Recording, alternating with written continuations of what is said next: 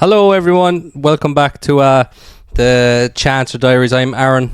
And I'm Dave. And we're here. This is our second episode. I hope you all tuned in and enjoyed the last one. Yeah. The summer is well and truly here. Oh Jesus, yeah. Well, usually I'm sweating because of all the drugs, but no, it's the heat now. Yeah, I know, it's great. Nice. It's nice to have it. Do you think it has an effect on your mental well-being? Oh, 100%. Like, I thought that, like, the last week I've been really feeling good about myself, you know, and I've been thinking, like, oh, life is actually well worth it, you know, and Jesus, I'm getting up every day with a spring in my step. But starting to realise it's actually the sun. Yeah, you know, like it's true, like you never hear of guys in hot countries killing themselves. No. Famously. Yeah, not at all, yeah. They just die of heat stroke. I don't think there's actually ever been a single suicide in South America. No. All murders. Yeah, the cartel will kill you there. Like, there's lads even that I work with that have guns, and I'm like, who the fuck signed that off?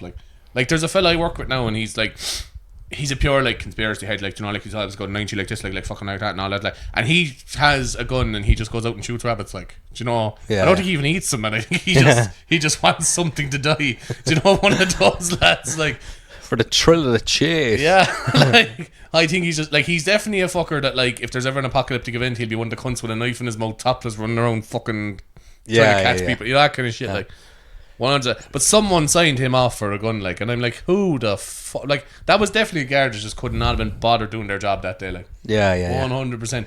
Well, if I say no to him, I have to give him a reason, and then there's more paper. For God's sake. But if he kills someone, there's paperwork as well. There's no winning. But I suppose, will I take me chances? Look, go on out there. You know, I'll be alright. But, like, speaking of the guards there, like we're saying about how hard it was, literally before this happened half an hour ago. Oh, yeah. Before I came down here to record, and myself and Dave went into Centra to get something from the deli. Yeah. We're there chatting around in Centra, happy out, and a guard comes over to me. A Vanguard. Well, I mean, yeah. Look, that is important. To the story, yeah, I suppose it is. Yeah, it is. Yeah. A fella guard wouldn't have done it. I think prick is kind of gender neutral, but no, like she came over and she was like, "Hi, sorry, you look like someone I'm looking for," and I was like, "All right, yeah," and she said, "Yeah, were you in Carricktool yesterday?" I was like, I certainly wasn't. And she said, all right, no, it's just, you know, I'm looking for someone. You kind of look, you know, when you're wearing the sunglasses and the beard. I was thinking, that's half of the fucking, of East Cork in their fucking late 20s that look like that. And she said to me then, do you own a Munster jersey? I said, I certainly don't own a Munster jersey anyway. Yeah, you're from Leinster, famously. Yeah. No, I'm more of an American football guy, you see. Do you want a Patriots? Yeah. I'm the California Rams or the Los Angeles, whatever the fuck they are. Anyway, and then she's like, I see you've been a mistaken identity there. She's like, oh yeah, you know, it's just I'm just looking for someone. It's like, and all the time, even when there was times when I was being more like you. Bordering on hooliganism, like I never did anything that could justify a guard coming up to me. Yeah, that was a strange interaction, I have to say, because I thought when she came up first, I thought it was a case of like, oh, you look like my nephew, or you look like someone I know, like as in you look like someone I know that I just know in my normal life when I'm not a guard. Do you know? Yeah. I suppose crime doesn't take a holiday, lads. I honestly thought like it was because I got the 4 sausage rolls from the deli and I didn't get a sticker. I was just going to tell them up with the thing. I thought they were about to go, hey, what are you doing now? It's a slow day of crime, man, isn't it? They're literally looking for a tag. Jesus, call in the guards there. Your man has a bag. And then I was thinking maybe like, am I about to listen the way my head is? Love myself thinking, oh, you do a bit of comedy. I saw you there one night. Yeah. And straight into you look like a criminal that we're looking for. Back to like the sun, actually, when we're on with there. The sun is good, we're saying like that it puts you in a good mood. Do you think like when the weather's nice, you're more prone to acting out? Oh, 100%. Or sure, lad, I spent the last 3 days on the absolute piss. No, I do that. I do that in the winter, like, but you know, the sun, you have an excuse. Like, that's true actually, because I remember even the mother was on to me, and she's like, oh jeez, like you're on the going drinking again today, are you? Like, you know, kind of like that. Like, and I was like, but the sun's out, man. Yeah. What am I supposed to be doing? It's amazing that like, you know, all year round you're going to the same pub and you're sitting out in the smoking area, and all of a sudden the sun is out, and it becomes I'm going out to the beer garden. Yeah, no, because I was out with a buddy there yesterday, and we were out in the back of the pub now when the sun was pelting down, but there was a roof over. It's like a kind of a plastic roof, whatever the fuck, you know. And we were like, I was like, there's no proper beer gardens around here, because in Ireland, about 90% of the year it's pissing rain, so you actually can't have a fucking beer garden, really, like, you know what I mean? Just sitting out and getting, but like, it's just, I love the way Irish people use the sun as an excuse. Like, I remember when I was going out with a girl from Italy, like, she couldn't get that, like, the sun meant go to the pub. Like, in our country, the sun means you sit out in the garden, or you go to the beach, or you get ice cream, not the pub.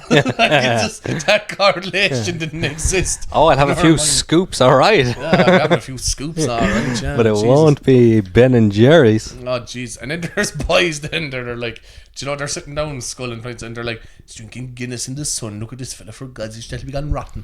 I know, yeah, I know. And then it was the same, and then I remember when I used to be drinking cider, and like I was kind of an evergreen cider drinker, like, you know, it wasn't a seasonal, and I'd be drinking it there in November, so people be like, Jesus, your stomach must be in fucking bits, lad. As if it wouldn't be that must tear the fucking stomach off you. And your man, he's literally drinking straight powers. Yeah. like when you were drinking and all this, like, and I see lads that do it as well, and geez, I'm guilty with myself. But you know, when you're having a lash of pints there, like at a gig or something like that, and you probably think to yourself after, technically I'm working. I know, yeah. Like, technically, I know we don't get paid a lot to do gigs, or paid at all most of the time, but like, if I went up to Dublin and got paid for a gig, like, but I was fucking sculling pints up there. Like, imagine if you just went into work and just opened cans, they're drinking them, do you know what I mean? Like, I remember I went up a Sunday night to do a club, one of the, like, probably the most pro club I've done so far, one of the gigs in Dublin, and I think I got €40 for doing it, and the air coach cost me 27 to get up and down, and then I got a bit of grub that probably cost me a tenner. So you made €3. Yeah. I counted up what I approximately made from comedy in 2023. I think it equated to about £100 for the whole year. Do you know what I mean? Like, if I declared that on my tax, even the tax boys would be like, come on, no, man, we would have just left that slip. Yeah, like. you should. I mean, like, there's no panic. Do you know that sometimes you can be too honest? Yeah. I mean, like, if you were to the Foxer there, you probably wouldn't declare it, like, you know. Like, in music, you wouldn't travel to Dublin for free, like, to do a gig. No. You wouldn't. Like. At the start of the comedy, you have to, though, you know. And look, I do, yeah. You know, like, and we're pretty fortunate in Cork, as like if we were to exclude, you know, like Dublin and that for gigs. Like, I mean, we have a nice amount of rooms that you can, you know, work your way around. No, some better than others, like to remain nameless, but John McGovney Club. There was a while there, like, where, like, I was hemorrhaging money because of comedy. Yeah, like, it was like, if I were to go, like, if I were to get an accountant to crunch the numbers, they'd be like, I'm going to be honest with you, you're not even in a position to pay me to do this for you. Yeah, I will say though, man, like, you know, if you're ever like, you know yourself from running the night and or whatever you're hosting, that, like, when you get paid to do it and you're like, oh my god, man, I literally just got paid whatever X amount to basically ask people what they do for work.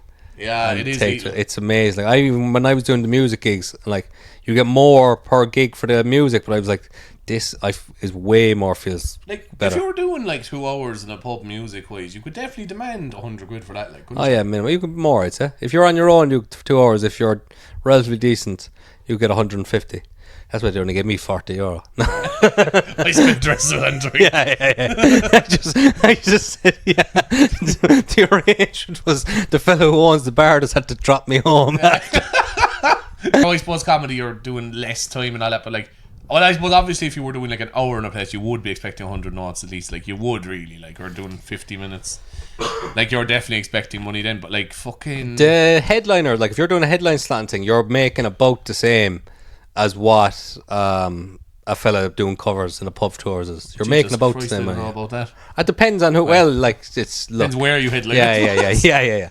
I mean, I've headline clubs where I think they offered me a free pint after. Yeah. Well, look, Dave. no, like, you can headline a club and there's headliners. Yeah. Do you know? Yeah. There is a difference. Do you know, like if I haven't been a headliner yet. Yeah. And we're only open spot level at best. Yeah, that's kind of the way. I'm kind of stuck in a bit of a slump, like, you know. Do you know, after, like, how long are we doing it now? 2.5 years. 2.5 years, yeah. Yeah, I don't know, man. I think I need to get my act together with my fucking. I don't know, man. I you know what, man? I actually do think and this is the only time I'm going to say it on camera now. I actually think your set's very tight, man. When I've been watching you the last time, I think you've a very solid set at the moment.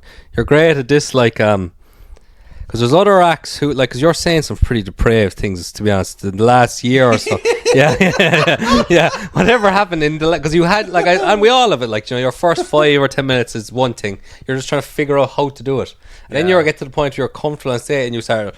And about a year ago, you just started, like, changing into this like a very unhinged character on stage. Yeah. But you still are, like, are very unthreatening and likable that people are like. Where there's other comedians who are around who are, like, saying this stuff and you're like, they just come off like a fucking idiot, you know. Sure, Dan Lucas said that to me. He said he's like you're saying you're saying really, like, disgusting things, but you're really likable. Yeah. So that's really good. Like, yeah. No, I think your set's very strong at the moment, man. And I've seen your set, and look, I'd watch it. If my phone happened to go dead. I remember doing a gig, one of my favourite gigs I ever did. Do you know what, when you first start bulldozing rooms? Yeah. Like, oh man, I'm fucking doing well. I remember one of my first ever, like, proper, like, I smashed the room gigs. It was pure now was having a fucking mental breakdown at the time. But like, no, but honestly, the place was in stitches, man. Yeah. And I remember thinking after, like, fucking, I don't think I look after myself at all. I mean, But I remember I went down after the show, and this girl came up to me in the audience, and she was from Derry, and she was beautiful looking now as well, like, but she was chatting to me, and she's like, hi there, I really liked your set. And I was like, oh, thank you very much, cheers, thanks. And she's like, because I'm way different off stage, like, I'd be like, oh no, thank you very much, cheers, I appreciate that. And she goes, I'm a psychotherapist, if you ever need to talk to somebody, I can give you my number. And I was like, I'll take your number, but I don't know if it's fucking.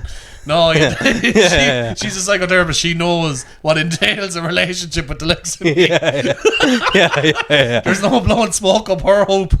You know? Yeah. It's Joanne was networking herself. People that are outside of comedy think that you come up with new stuff every show, I think. Like, there was someone said to me recently, the thing, they're like, because they were after seeing me twice at a press on, and they were like, jeez, no, they said I was good or whatever, but they were, jeez, I thought I'd see you doing a few new jokes. I was like, man, do you think I just write a new show every night or something? I know, like, if you can get a laugh at all, and with a bit, you're going to stick with that one, really. Like, yeah. Do you know what I mean? Like, when I first started the residency, and I was doing this, it was 3 nights a week, and in work, where I was working beforehand in the music shop. And I was saying that I was going on, like, you know, I must race down here now. And I remember I was wrecked, man, because, you know, you'd be there working and then you're out till all hours of the morning, then up and do it again. And I remember the manager saying, and like, do you not find it very hard having to come up with different things every 3 days? I was like, no, I don't come up with something new every 3 days. I've barely come up with something over the last 3 months. Yeah. Do you know what? It's a miracle they gave me the fucking residency at all. I think it's just because I was always smiling. It's like, he's a nice fella. He's a nice bloke. Do you know what, though? Being a sound fella can get you through life. Key. It's, you know, like, you see, like, when the gang, there's a bit of brown nosing go on when the bigger act is around. Yeah. You see, and they're literally, like, licking the ass, almost like it's nearly like the human centipede, like how bad they're gone. Yeah. Eric Feckle, I'll just say his name, sure he wouldn't be bothered at all about this, but like Martin N'Golo, for example, fantastic comedian, really nice guy, top bloke, like, chat to a great laugh. But no, not but. It's just, I'm talking about people dealing with him.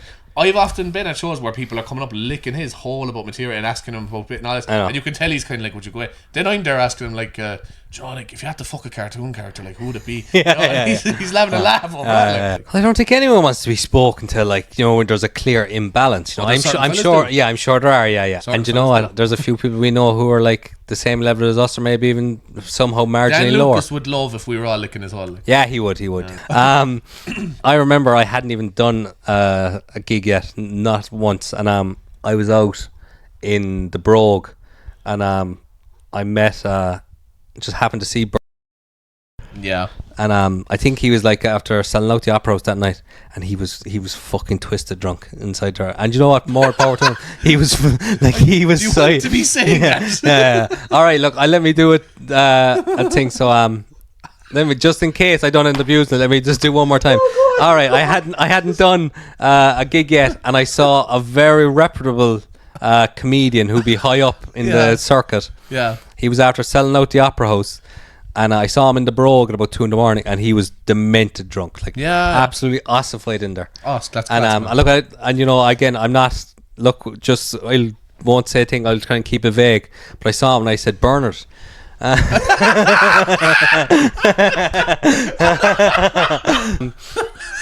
Yeah, I said to him, I was like, "Oh, I'm a big fan. I'm actually thinking of starting stand up. Have you any advice?" And he was like, "Come here to me now, you boyo, and I'll tell you, I'll set you right." And the first thing you need to do, you get your 5 minutes. Yeah. Then you get your 7. Before you know it, you'll have 10 minutes. And sure, then after that, you'll have 15. And I've no frame of reference now how comedy works or anything like that. And I'm like, thanks, man. Yeah. But actually, everything he said was right. That is exactly how it happens. Dead right. Like, it is exactly the trajectory of how it goes. Yeah. Do you know, if someone like actually were to ask, like, how do you go and do comedy? It's like, write 5 minutes. So what you mean? How do I do that? Just fucking write anything 5 minutes. That's it. You can't tell anyone how to do it. Do you know what it is, man? You just have to gig. You have to keep, even if you bomb, just keep gigging. Yeah. I've seen people that keep gigging after bombing after 2 years. Like, you just you have to keep doing it. Do you know what I mean? Oh man, I had such an embarrassing interaction with a comedian. I genuinely won't use names here because I don't know if he actually heard me. But basically, I was at a show in Dublin, and there was two young ladies in the front row. And one of the bits that I had was "Oh, you're actually gorgeous" was basically the sum of anyway that I called her beautiful, like, anyway. And after I went down, and she just randomly came up to me, and she's like, "You said I was beautiful," and I said, "Yeah, then I think I'm right." And she goes, "That's me dad there," one of the comedians that we know very well. Was standing there, like, he knows who it is at this stage, but still, have you ever had a moment like that where you're just like, oh, bollocks, like, I've really fucking shat the bed here, like, because I was feeling, you know, one of those gigs where you're like, oh, I'm the fucking man after me. I went down. That's the only reason I said it to you on. It was pure big dick energy, and then I was humbled fairly quickly. That thing shriveled up by fucking up inside you. Yeah. It's just, no, I don't know if he even noticed, but it was just one of those pure God, you'd hope so. Like, oh God, you'd hope no. Not. I've been thinking there, I was watching a video, a reel came up, and I actually think, I've been thinking a lot because I've seen this. I'm not really into politics, really. I know absolutely nothing about it. Yeah. But I think I support Fine Gael. Yeah. And I'll tell you why. I'll explain why. Yeah. Something, I watched a reel last night. It was the first time I saw Simon Harris is there, and, like, you know, typical, there's someone, a presenter or something, was like ripping him to shreds, like saying, like, the country's in an awful state, like, where are you going to house everyone? And I used to get it the whole time Leo was in. Yeah. You know, he's saying things like, you're like this, you're doing nothing, but these boys are gifted at talking and getting themselves out of things. They really so are. Like Leo, every time I saw something of Leo, he'd say, you know, they'd call him something the way the country's not working properly, and he'd do what they do, and he'd say something, and I literally would go, yeah, that actually makes a lot of sense now. Yeah. And it happened with Simon Harris last night. I was watching, I was like, I can see where I come from, that, but I know it's simply I'm just falling. I'm obviously very easily led. Yeah. So I was literally there watching the reel last night of Simon Harris. I said to our friend, and I was like, I think I'm a Fine Gael supporter, man. Yeah. Who did I see was at a clip, like fucking Taylor Swift or someone giving out about Donald Trump or something, that's something.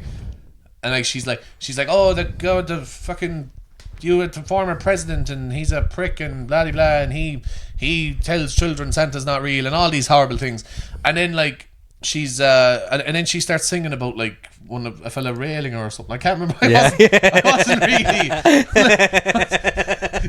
I wasn't really paying attention. But like, I had his dick in my mouth. Herself, or whatever it is she does me singing about. Or Harry Styles and the size of his langer. I can't remember. Something along those lines.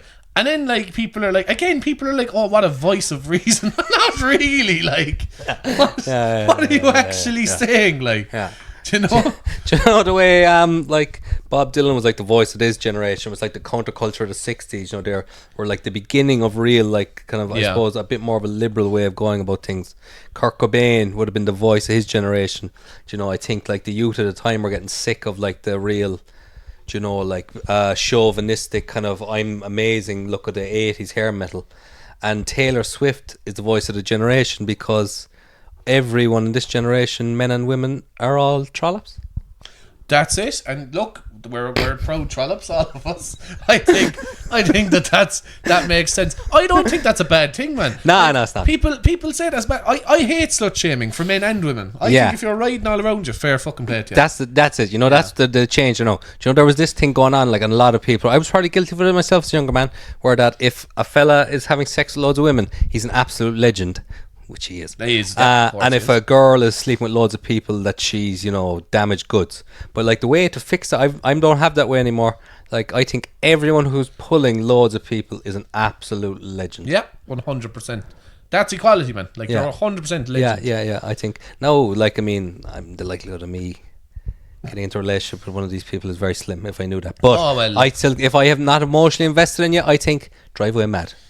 Yeah, you see, like me giving out about getting into a relationship with somebody saying they're not relationship material is definitely the pot calling the kettle black. Do you know what I mean? Wouldn't really be fair now. Like, I know, man. I've definitely been the one who needs to solve his issues. You know? Man, you are preaching to the choir, lad. It's just so much right. Like, do you ever look back on things like arguments you had in a relationship or something, like, or insecurities you obviously had and things you gave out about? I look back and I'm like, Jesus, man, I was well out of order. 100%, 100% out of order. And at the time, I would have died on that hill thinking I was like 100%. Like, when I was right, I was definitely right. Definitely right to bring that up. Like, when I look back on my kind of previous relationships and stuff like that, like, I'm very close to 100% success rate of actually getting. They were all lovely, bar like definitely one, like But look, I mean, it was never going to, you know, you need an exception to every rule. But like the rest of them, honestly, were all actually real decent people. And like, I look back and I'm like, yeah, fucking hell. I mean, I was in no way equipped to take someone else on board. And I went out with a girl who was racist. She was class. No, she was good, Ari, but she was racist, like really racist. And we broke up. And it's only when we broke up I realised she was racist. Like, that's how unobservant I am. Like, she's there shouting at Deliveroo drivers, saying, "Where the fuck were you?" It's all well and good, like, you know, going for things like, "Oh my god, this person's amazing," you know, putting someone on a pedestal, and then like 3 months later, whatever it is, and like your head has been driven demented, and you're driving their head demented as well. I'm not saying like this, like, it doesn't matter how fucking good looking is, there's always some poor fellas in a bad way about it. I'm not saying that. Like, I mean, I can definitely say that anytime my head was demented in a relationship, I was probably doing it just as much. Yeah, 100%. 100%. Yeah. But I'm just trying to know, like, you see, the thing is now, like, we've got me now on a good week, like, where I'm feeling alright, so I'm able to say now, look, whatever about any of that, look, I'm trying my fucking best. I didn't hurt anyone today. I mean, I could have been brazen to that guard earlier when she said I'm looking for someone, and I wanted to say, aren't we all? And I probably would have been in a position I could have done it, but I was like, no, look. We forgot to mention as well when we went up, because we forgot to buy batteries after for the Zoom, so we went up after to get batteries in the shop, same shop. No, that's just bad fucking vibes off that shop today, man. But anyway, I walked in and asked the lady, and I was like, sorry, could you tell me where the batteries are? And she went, batteries, and like looked me up and down and was like at the front of the shop, kind of as if I was asking for like fucking cocaine. Honestly, you know like, I mean? When Dave went up to this girl working in there, when he asked for batteries, the face that she had, you would swear he just showed her a picture of his fucking langer printed out on an A4 piece of paper. I'm telling you, like, it was that level of disgruntled. Yeah, she was disgusted with me. Like, she was, man. She was. I've had women that had a right to be disgusted with me. Yeah. That weren't as disgusted as this young lady. She was. I tell you, I've never seen someone so scorned. She was like, she was like, are you for fucking real talking? Are you for to me? fucking real asking for fucking batteries? Yeah, and you wouldn't mind. I didn't actually ask for her attention. I think she saw us looking for something and stuck the head around the corner. Yeah. And then I went, oh yeah, sorry, actually, could I? Like, she kind of came to us as well. Yeah, I know. She must have wanted to sleep with one of us anyway. Yeah. Oh, I think it must have been you. Like, yeah. Look, I suppose that's what I found anyway. If a woman's ever been that disgruntled with me because she wants to sleep with me. The thing is, if anyone in that store wanted to sleep with me, as soon as they saw me talk to the guard, they were like, "No, this feels bad news. Stay away from him. He's this fella going around with the Munster jersey causing trouble in Carrigtwohill." Yeah. Some girls like the old bad boys. No, alright, the ones talking to the guards. Yeah. You know? They do, man. Yeah, I haven't found that to be the case now. When someone is like in and out of the fucking correctional facilities. I found though, like, any woman who has ever wanted to sleep with me are in a very bad mental position. Okay, that's not true. I thought that would be a funny avenue to go down. It's not really. It makes me sound like a psycho. No, I know what you mean. No, I know what you mean. Like, that's more. I meant that more in a way. What I find, I know. I have found peers of that as well, where anyone who's like kind of gravitating to me, they're not long after a breakup, and they're still hung up on the last fella, and like Jesus, as opposed to what you meant, like where there's people like, and you know. No, I'm not taking advantage of their mental position. Like, do you know?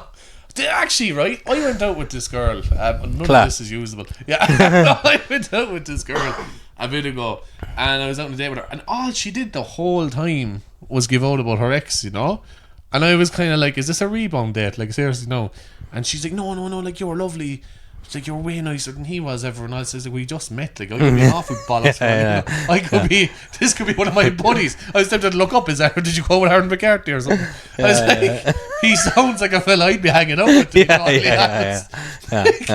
Like, she was there. She's like, "Oh, he'd no time for me, and he was always out with the lads, and he was always just joking, never took anything seriously." And I'm just like, "You're barking. You have a bit of a type, I think, do you?" Yeah, you're there. Definitely. You're there.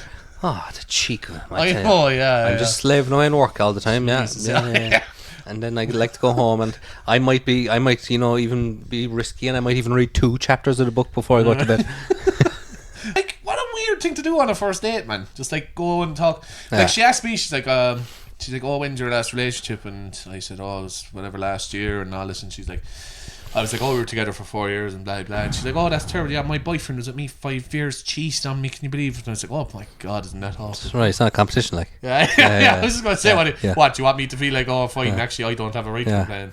Oh, what? So because we grew apart, that doesn't make ours as bad as yours, is it? Yeah. Oh, and I cheated on her several times as well. But no, I'm joking. Just in case you're listening, it's a joke. She almost certainly isn't. It was definitely the start of the end of my last relationship was comedy.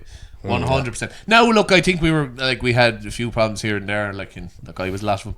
But like, like it's like if it was a Simon and Garfunkel of problems, I'd be the Paul Simon of the problems. Like, she'd be the Art Garfunkel. Yeah. She kind of contributed, but not really. Like, I think comedy would have had a lot to do with my breakup as well. No, to be honest, I don't think we were probably we weren't compatible. We wanted different things, which is perfectly reasonable as well. But definitely, like, all of a sudden, like, you start seeing each other, you're like, blah, blah, blah, honeymoon phase and all that. Then all of a sudden, they're gigging 4 nights a week, and and the thing is, like, especially like when you're doing something where you're flat out, they're the sociable nights you're doing. Yeah, like when you're every Thursday, Friday, Saturday is gone. Like, that can be hard for people. Like, people really need. I can understand it as well. Like, and if someone isn't after that, I can completely understand why they wouldn't want that. But like, and if you ever try to pull a woman at Fringe, tell her all this. If she comes up and starts randomly talking to you, like just start telling her about how comedy ruined your relationship and wrecks your head. I'll never get over that, man.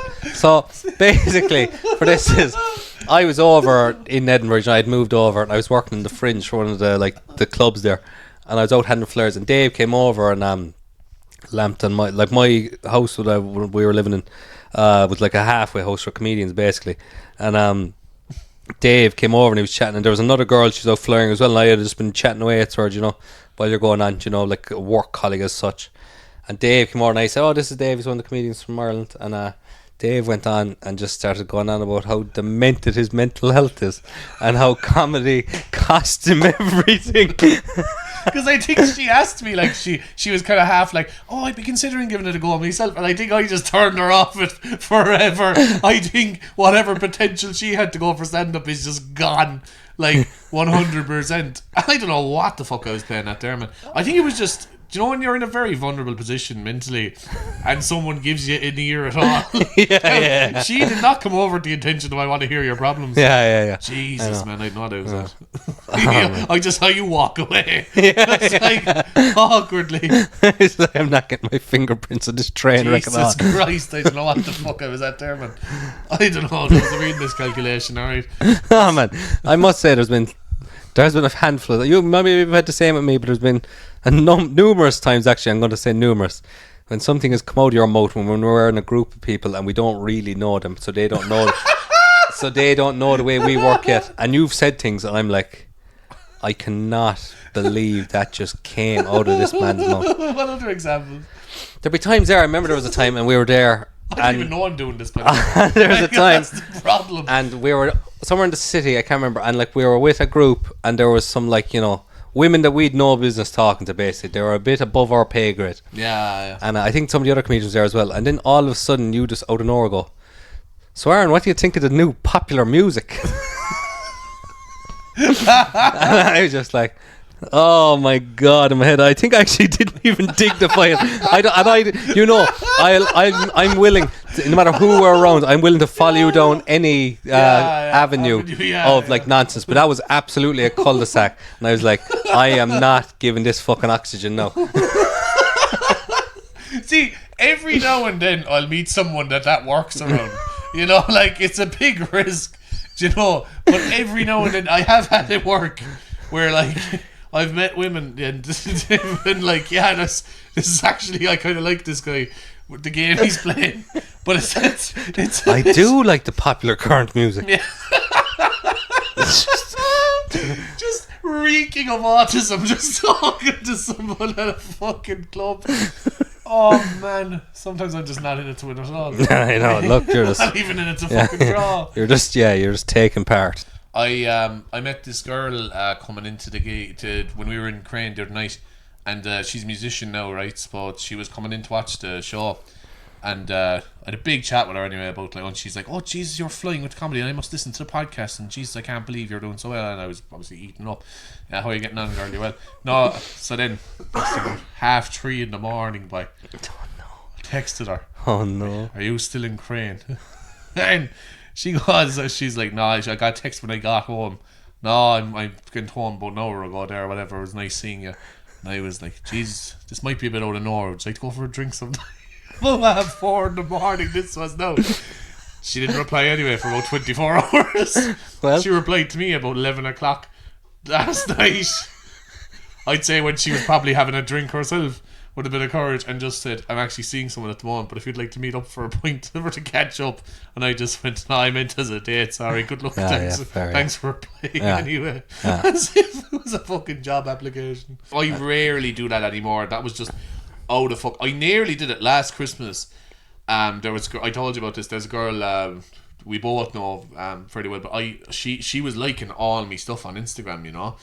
So I, like, my stories, every kind of a thing, like reacting and all this kind of stuff, and on my TikTok, you know, she was popping into everything.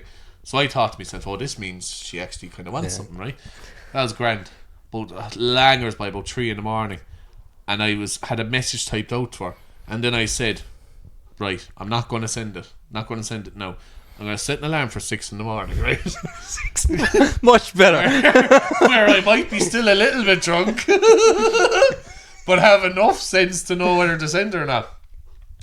Woke up anyway, the alarm went off, didn't go off, I didn't wake me at 6 anyway, I was too comatose. 11 o'clock, woke up, banging headache. Opened the phone, my message typed out, I goes, oh, thanks be to God. I love Oh, thanks be to Jesus, I didn't text her. I love that in that mental state you thought, no, I won't text her at 3 where she's going to be able to tell I'm drunk. I'll text her at 6 where she's going to think I'm up on drugs, and I'm only texting her now. I did that. I did that before. I was after coming home from a gaffer, you know, these all night sessions. And I texted the one again, like my phone's been on drunk mode, man. Texted the one and I was like, she'll know I was out drinking. So I texted her, I'm just finishing nights.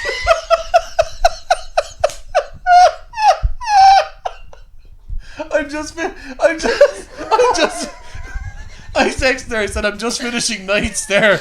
Any chance you'd like to go out sometime? I've always really liked you. I got no reply that time. Because I'd say she thought, what kind of a fucking fool do you take me for? You had to think that really fucking let her to know you were lying. He said you spelled nights with a 1.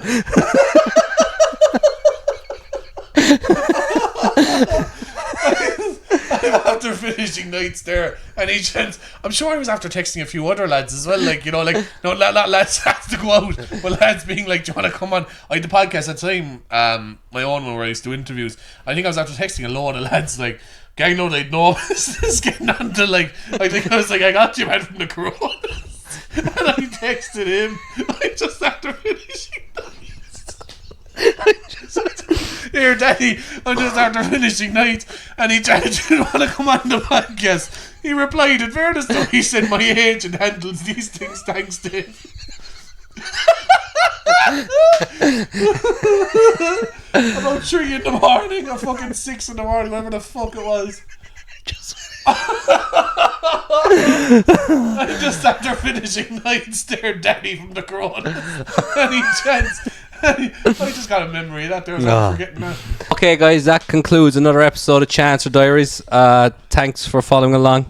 Yeah, give us a follow on the old YouTube, and we must make an Insta page actually and get all that going. Yeah. When we have that up, and look, eventually when we start to get support and all that, we'll do a Patreon, so you'll get an extra episode and exactly, explicit pictures. And you'll hear the things that we didn't, or that we left out. Oh, that'll be good. Yeah, it's a lot of me blowing my nose because I have hay fever, is what it's mainly is, but it's good stuff. I talked to the Jacks about 6 times as well. Yeah. He's diarrhea. So yeah, look, thank you for tuning in again. This is Dave. I'm Aaron. At Aaron Mac Comedy. At Dahi Sav Comedy. Spotify, YouTube, all the boys. Thanks, and we see you again. Nice one.